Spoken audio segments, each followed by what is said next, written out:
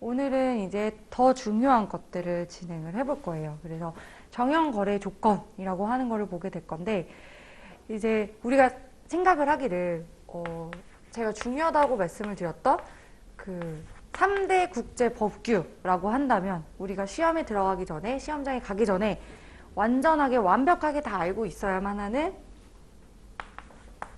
것들 중에서 세 가지 중에서 인커텀즈라고 하는 것이 있었죠. 인커텀즈 2020이라고 하는 것이 세 가지 중에서 가장 중요한 것이다 라고 말씀을 드렸는데, 이것이 이제 2020이라는 게 최종적으로 마지막으로 개정된 버전이 지금 2020년이라는 거거든요. 그래서 2020년이라는 거는 지금 오늘이 이제 2022년이기 때문에 개정이 됐다 그러면은 시험 문제 출제될 가능성이 굉장히 높다는 거예요. 특히 워낙에 중요한 내용, 우리가 알아야 되는 여러 가지 뭐 국제 법규들은 사실상 법규이기 때문에 계속해서 고정적인 것이 아니라 어떤 일정 기간이 지나게 되면 업데이트가 되게 돼요. 그래서 우리가 그 수업 시간에 계속 말씀드렸던 UCP 600이라고 하는 것도 뒤에 넘버링이 되어 있다는 건 뭐냐면, 이것도 언젠가 앞으로는 개정이 될 여지가 있다라는 거죠. 그래서 우리가 빨리 무엇인가 지금 공부하는 선에서 추가적인 개정이 있기 전에 얼른 공부해서 합격을 하는 것이 가장 좋고, 일단은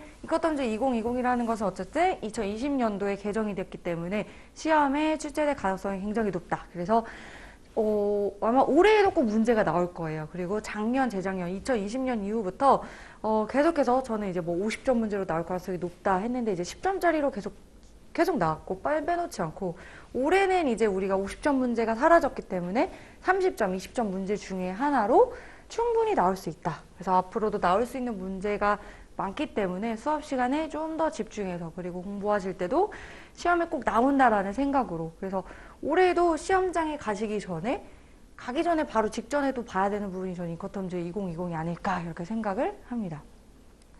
제가 이제 2013년도에 관세사 시험 합격했을 때에는 그때 2013년도잖아요. 그러니까 그때는 인커텀즈가 2010이 있었어요.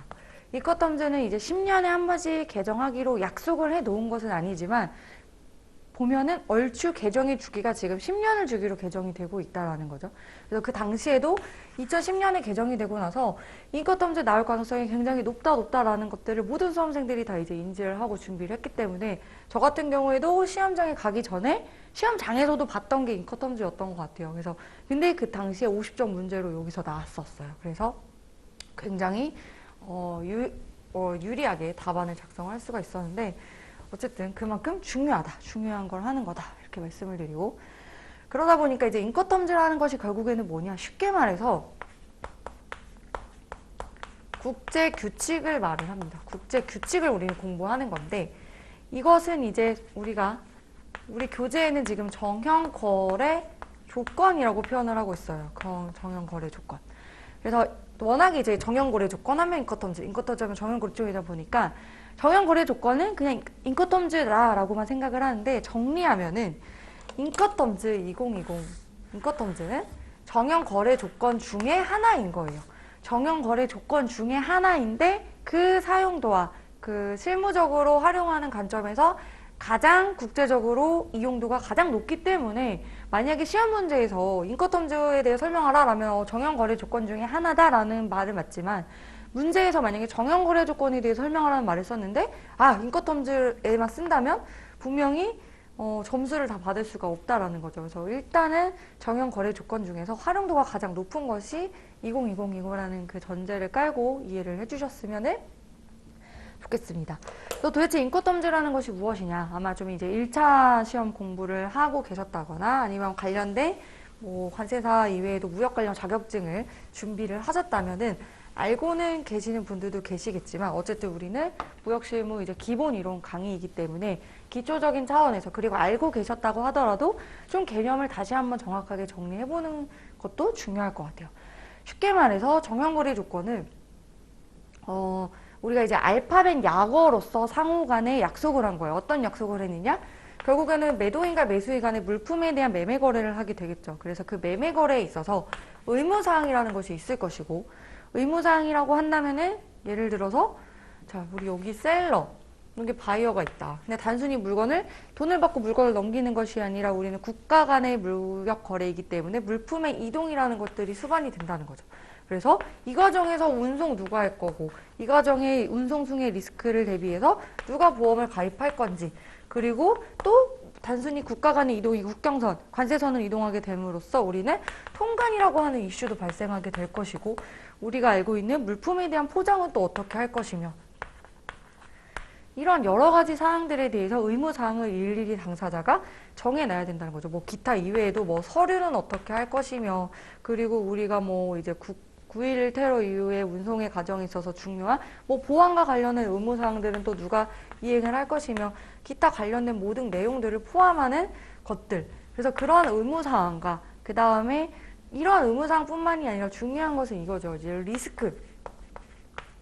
인도를 해요. 어느 지점이건 간에 당사자가 합의된 지점에서 인도를 하게 되는데, 그 인도를 함으로써 또 우리는 중요한 것은 그거에 대한 리스크를 누가 부담할 것이냐. 운송 중에 발생하는 그 위험 부담. 예를 들어서 어느 시점까지 발생하는 멸실 손상에 대해서는 매도인이 부담하고 어떤 시점부터는 매수인이 부담을 하겠다라는 것들에 대해서 정해놔야겠죠. 중요하겠죠. 의무상도 중요하지만 이 위험도 중요하다라는 거예요. 가다가 만약에 뭐 물건이 바다에 빠졌을 때 그거에 대한 손실에 대한 부담을 누가 할 것이냐. 그리고 이러한 의무사항도 의무사항이지만 예를 들어서 운송 수배를 내가 해. 그치만 비용은 너가 부담할래 내가 부담할래. 그래서 크게 보면은 결국에는 인커텀즈라는 거에 대한 개념은 이 의무사항 그리고 이 위험, 이 비용 이것들에 대해서 당사자 간에 합의를 하는 거예요.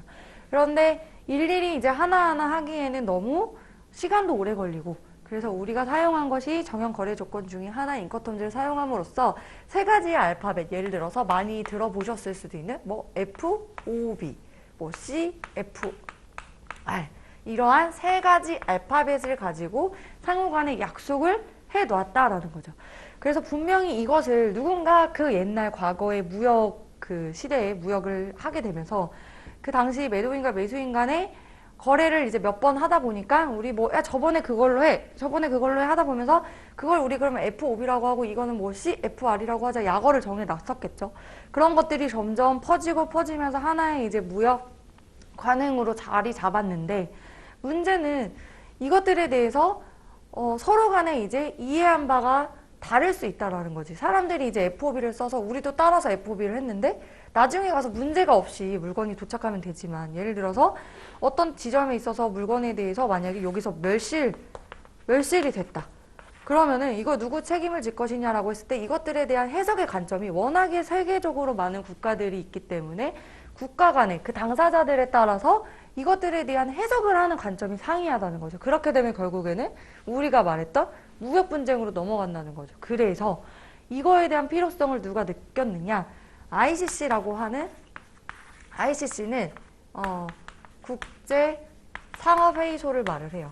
이제 ICC라고 하는 키워드도 등장을 하게 되는데, 국제 상업회의소라는 곳에서 이제 정형 거래 조건 중에 인커텀즈라고 하는 것들에 대해서 우리가 하나의 통일된 해석 규칙을 만들어 놓은 거죠. 그래서 당사자 간의 의견이 분분하게 되면은 서로 간에 네가 맞다 내가 맞다 싸울 것이 아니라 이 인커텀즈라고 하는 책을 펼쳐놓고 그 안의 내용에 이것들에 대한 구체적인 해석의 기준을 살펴보면 명확해진다라는 거죠.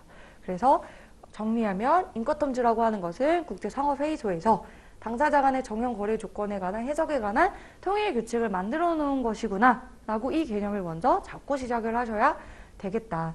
그래서 이것들을 언제 만들었냐면 이제 1936년도에 인커텀즈라는 것이 처음 등장을 하게 되었고, 벌써 지금 시간이 거의 2022년이니까 거의 100년이 흐른 거죠. 그렇기 때문에 그 당시의 무역 관행에 맞는 인커텀즈가 있었겠지만 우리는 시간이 지나면서 그 내용들을 개정을 할 필요가 있어요. 왜냐하면 무역 관행에 맞지 않은 국제 규칙이 있다면 사람들이 이것들을 사용하지 않을 것이니까 ICC가 원하는 건 우리가 만들어 놓은 통일된 그 국제 규칙이라는 것들을 무역 관행에 있어서 실무적으로 충분히 활용하기를 원한단 말이에요. 그래서 그렇기 때문에 계속해서 개정이 되어 왔었던 것이고, 지금 오늘날에 이르기까지 이제 2020이라는 버전이 나왔다. 그래서 뭐 예상하자면 다음번에는 이제 2030쯤이면 또 개정이 되겠죠. 그래서 그때쯤이면 이제 이 과제사 시험을 준비하고 계시는 여러분들도 이제 실무적으로 일을 하는 동안에 이게 개정이 이루어질 것이다. 그래서 우리는 2020이라는 것들에 대해서 중점을 두고 공부를 해야 되는 것이고, 그러면 이제 수험생분들이 물어보시는 게 그럼 우리 2020만 공부하면 되는 건가요? 라고 많이 물어보는데, 그렇다고 해서 우리가 뭐 지금까지 역대 개정 이력들을 다 공부할 수는 없어요, 사실. 그렇기 때문에 우리는 저는 이제 생각하기를 이제 2000 버전, 2010 버전, 2020 버전이 있는데 당연히 우리는 여기에 중점을 두고 공부를 해야 될 것이고, 제가 수업 시간에 하는 내용, 그리고 우리가 준비하는 그 협약 특강 시간에, 협약 강의 시간에도 준비되어 있는 그 교재에도 2020에 대한 내용이 실릴 것이지만, 그럼 이건 어떻게 하죠? 하지만 사실상 이거와의 차이점 위주로 정리를 하면 되는 거겠죠. 이거에 어떤 차이가 있느냐. 그리고 좀 더 내가 여유가 생긴다면 이것들을 공부를 한 다음에 이거에 또 차이점까지라도 좀 정리를 해두면 시험에 대비할 수 있겠다라는 거고, 그리고 말씀드린 대로 2013년도에도 2010 버전이 나온 이후로 계속해서 시험 문제에 빠짐없이 2010, 2011, 2012, 2013, 4년, 3, 4년간은 계속해서 그 출제가 됐기 때문에 올해도 이 부분이 분명히 출제가 될 가능성이 아주 높다. 저는 일단 이렇게 말씀을 드릴게요. 그리고 여기서 또 한 가지 더 말씀드리면, 얘는 뭐예요? 국제 규칙입니다. 국제 규칙. 규칙은 흔히 우리가 이제 당사자 간의 어떤 무역 거래를 함에 있어서 반드시 이행해야 된다라는 것들을 우리가 뭐라고 해요? 강행법이라고 하죠. 그 강행법은 지키지 않으면 안 되는, 반드시 지켜야만 하는, 지키지 않으면 페널티가 있는 그러한 것들이 우리가 법이라고 정하잖아요. 그래서 어떻게 보면은 국제 규칙이라고 하는 것들은 강행적인 것들은 아니에요. 대신에 어떻게 하면은 이것들이 이제 준수가 되어야 되는 강행적인 사항이 될 수가 있느냐면, 결국에는 두 당사자, 매도인과 매수인 간에 상호 간에 합의를 하는 거죠. 합의를 해서 그것들이 하나의 계약의 내용이 되는 순간, 이것들은 국제 규칙이지만 그 순간에 계약의 내용이 하나가 되는 것이다.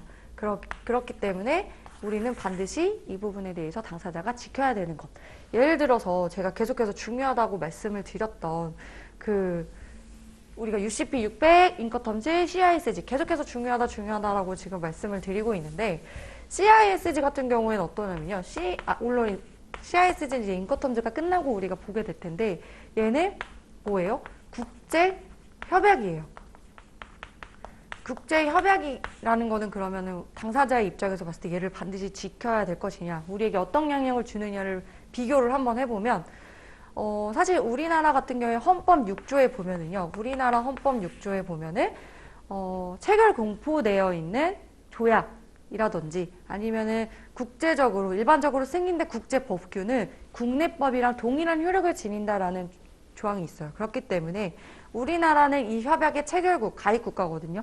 그렇기 때문에 얘는 하나의 우리나라의 어떤 강행법으로서의 당사자가 지켜야 되는 의무가 되는 것이고, 얘는 그렇지는 않지만 결국에는 당사자가 합의함으로써 계약의 내용의 일부가 되는 것이다 라고 볼 수가 있는 거고, 그래서 이러한 차이점이 있다라는 거 정도. 그래서 나중에 우리가 CISG도 마스터하고 인커텀즈도 마스터하게 되면은 이 둘을 비교할 때 비교되는 여러 가지 항목 중에 하나가 되는 거기도 하겠죠. 얘는 국제협약이다, 그리고 얘는 국제규칙이라는 점을 일단 좀 알고 들어갔으면 좋겠습니다.